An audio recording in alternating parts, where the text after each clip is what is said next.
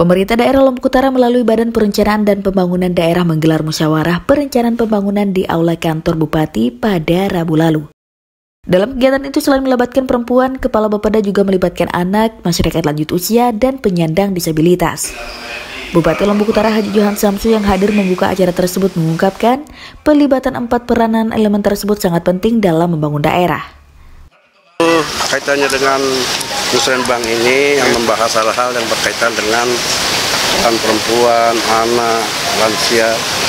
Ya memang harus kita lindungi. Kita akan ada keberpihakan kita terhadap 4 program ini. Tentu harusnya kita sudah bisa mengarahkan anggaran kita ke arah itu.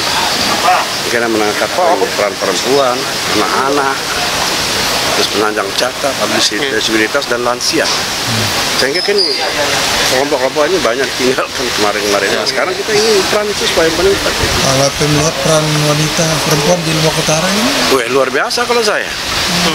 Luar biasa, kita sudah bisa percayakan mereka itu di pimpinan-pimpinan OPD, bisa di kamar, bisa jadi apa perempuan itu. Mereka mampu.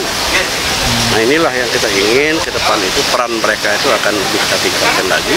Tentu harus kita siapkan pembiayaan untuk mengarah kepada itu. Sementara itu, Kepala Bapeda Lombok Utara Parihin menjelaskan banyak persoalan yang terjadi di Lombok Utara. Misalnya menyangkut indeks pembangunan gender masih terendah di Nusa Tenggara Barat, meskipun ada peningkatan dari 84,61% di tahun 2015 menjadi 85,44% di tahun 2020. Kemudian perempuan Lombok Utara tertinggal dari sisi pendidikan dan ekonomi, sementara usia harapan hidup perempuan di Nusa Tenggara Barat lebih panjang 68,66 tahun dibandingkan laki-laki yaitu 64,81 tahun. Kemudian masalah kemiskinan yang naik sebesar 0,5% atau total 27,04% di tahun 2020.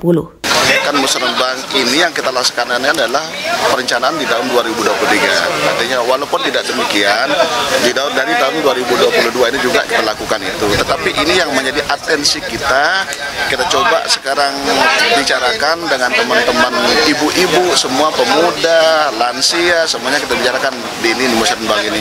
Yang walaupun nanti pada intinya secara Musren Bank yang besar nanti pada tanggal 23 Maret yang akan datang. Ini kan perempuan, anak, pemuda, dan lansia, dan termasuk disabilitas ini. Nah, dari apa yang saya sampaikan tadi menjadi atensi kita yang mencoba kita gali pada Musren Bank perempuan kali ini. Apakah akan menelurkan sebuah program barangkali buat? Pasti.